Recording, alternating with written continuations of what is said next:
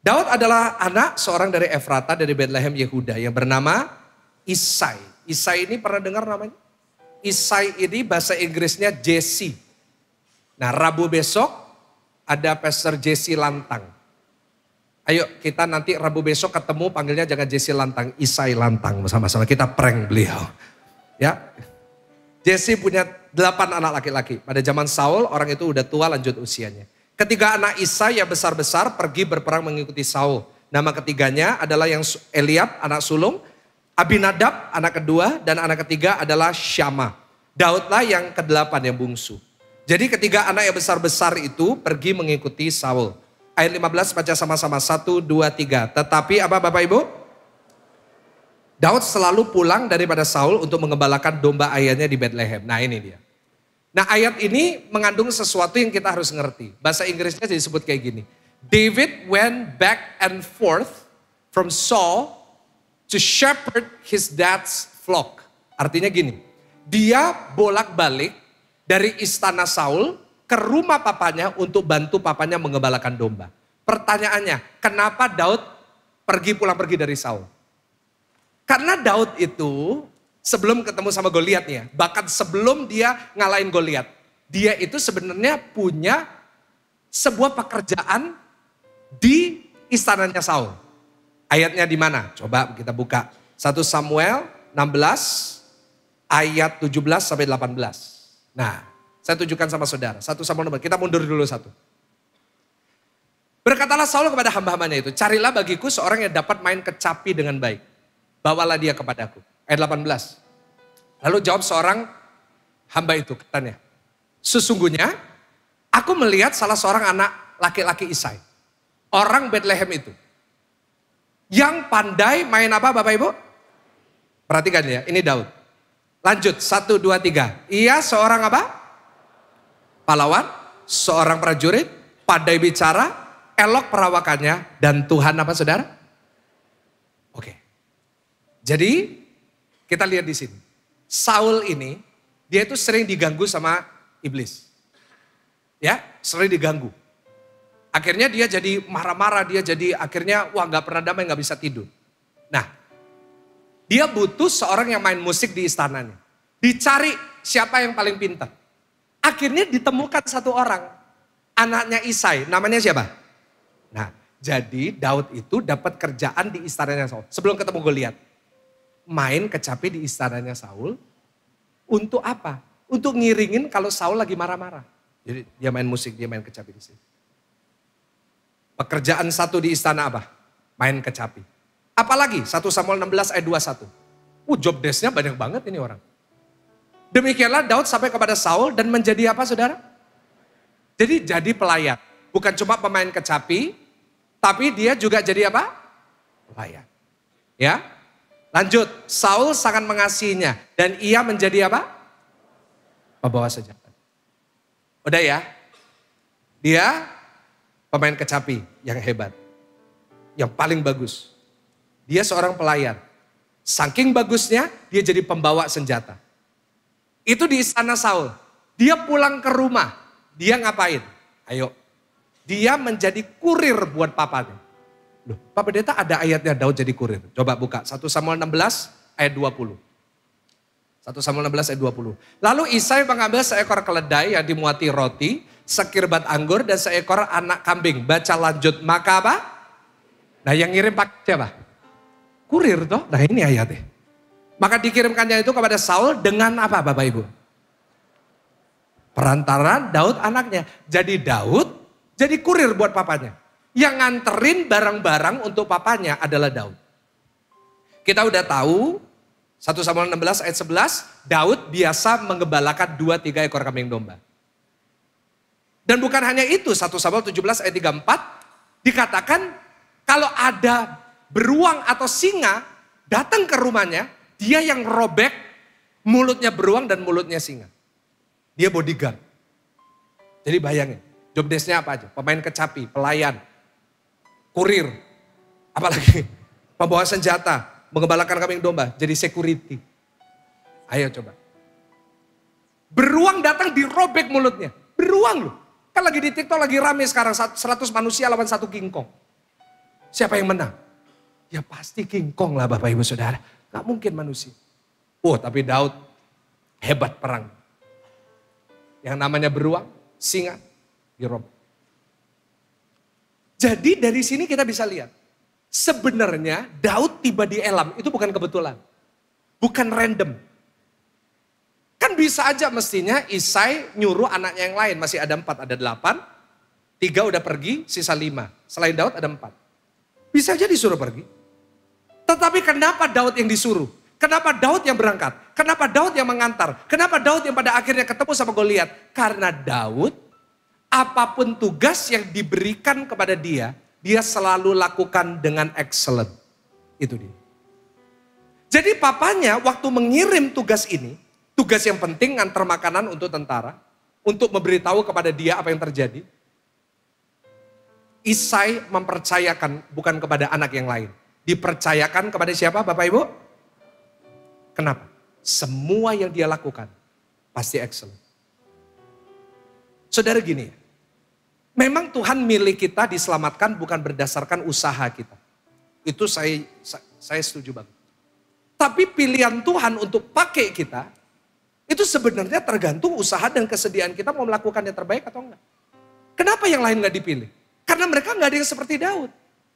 Kenapa bukan Abinadab? Kenapa bukan Eliab? Kenapa bukan Syama? Karena Daudlah yang paling excellent. Dari situ saya belajar pelajaran pertama dari Daud.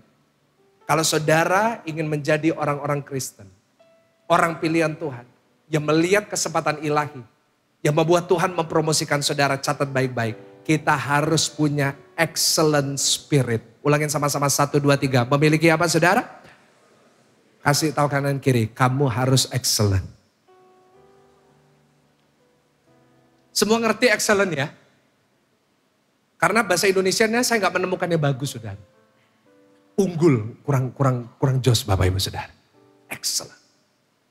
Ngerjain apapun, pasti yang terbaik. Saudara, orang yang punya excellent spirit, yang pertama dia pasti tanggung jawab. Ini cirinya. Ulangin sama-sama, pasti apa Bapak Ibu?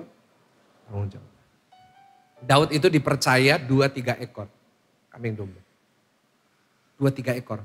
Cuma 2-3 ekor, gak ada artinya dibanding yang lain.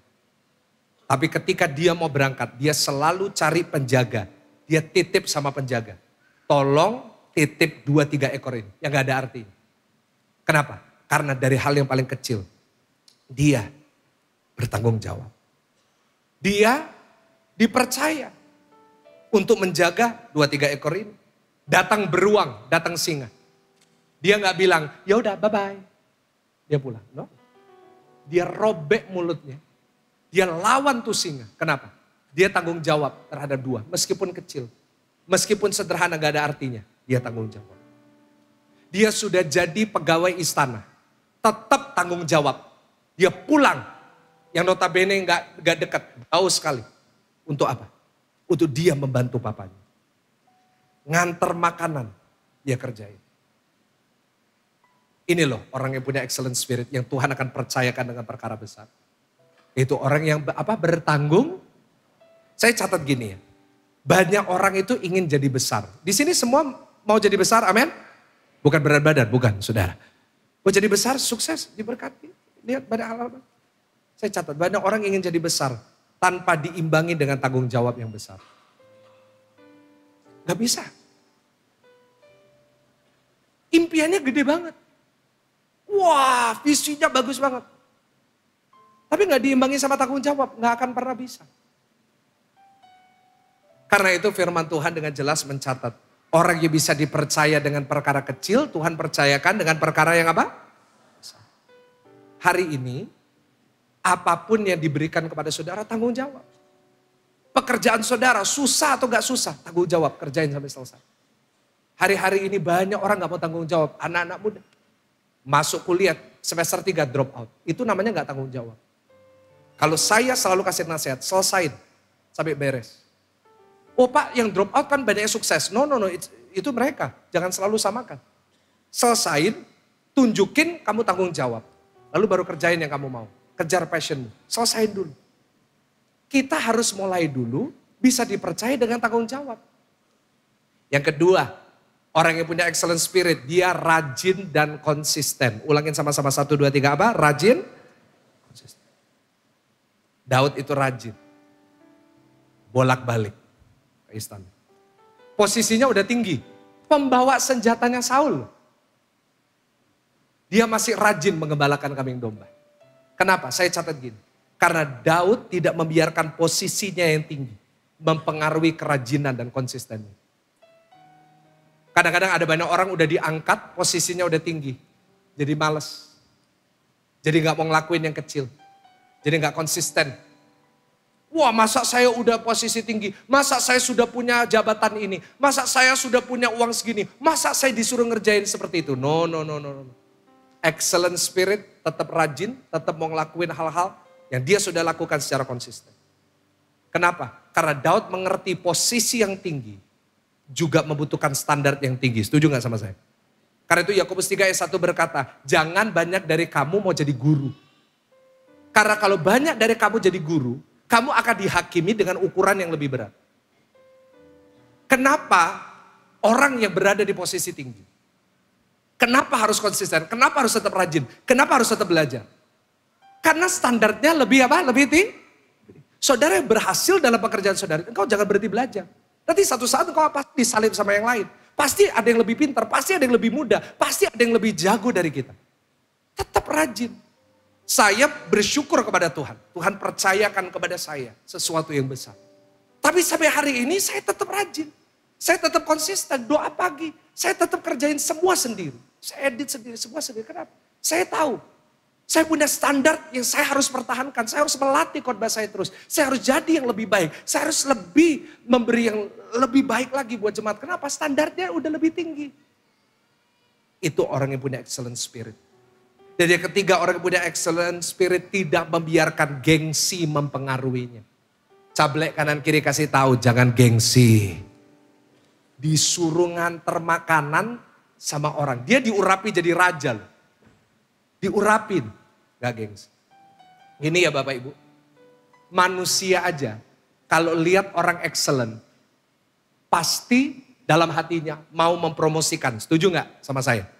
Saudara jadi bos, saudara lihat ada karyawan, tanggung jawab. Karyawan ini rajin, konsisten, gak gengsi, ngelakuin semuanya mau. Pertanyaan saya, dinaikkan gak gajinya? Pertanyaan saya, kenapa gajinya banyak orang gak naik-naik? Ya jawab sendiri Bapak Ibu Saudara. Karena gak punya excellent spirit. Kerja ya, bosku udah kaya, ya biarin. Ya saya kerja ini. Ini kan bukan job deskku, ngapain aku disuruh kerjain ini? Wah aku disuruh lembur gak dibayar. Wah buat apa? Ingat ya, orang punya excellent spirit, ya akan lakuin. Mestinya gak ada gunanya Daud bantu papanya jaga kambing domba. Dia udah punya posisi, tapi enggak. Dia punya excellent spirit. Manusia aja, lihat orang excellent pasti diangkat. Saya percaya kalau Tuhan dalam kebijaksanaannya lihat kita punya excellent spirit, Tuhan pasti nggak tahan, dia pasti angkat kehidupan kita. Yang percaya boleh katakan amin, kasih tepuk tangan yang paling dahsyat. Yusuf itu jadi pelayan terbaik, diangkat jadi ketua rumahnya. Di penjara pun diserahin kunci penjara. Bayangin, yang di penjara diserahin kunci penjara. Kenapa? Excellent orangnya, yang terbaik. Karena itu gak salah, dia yang jadi Perdana Menteri. Hari ini kau punya mimpi yang besar untuk hidupmu, saya yakin. Kau punya ambisi. Boleh punya ambisi tapi gak boleh ambisius. Punya ambisi that's good, punya impian bagus. Tapi biarlah impian yang besar diimbangi dengan excellent spirit. Lihat Tuhan Yesus. Tuhan Yesus punya satu visi. Dia mau nyelamatin umat manusia. Dia rajin, dia konsisten, dia memberitakan tentang kebenaran. Dia memberitakan tentang kerajaan Allah. Kemanapun dia pergi, dia boleh capek, dia tetap melayani. Dia boleh ngantuk, dia tetap melayani. Dia boleh mungkin ngalamin hal-hal yang mungkin membuat dia berduka. Ada temannya meninggal, dia tetap menyembuhkan orang. Bahkan sampai pada akhirnya, dia punya excellent spirit. Sampai akhirnya di Via Dolorosa pun dia kerjakan. Sampai di atas salib dia berkata sudah selesai. Dan excellent spirit itu yang menyelamatkan saudara dan saya. Kasih tepuk tangan yang paling meriah, yang paling dahsyat buat Tuhan. Sebab itu doa saya. Kalau engkau ingin melihat kesempatan ilahi dalam hidupmu. Hari ini milikilah excellent spirit yang mau katakan amin.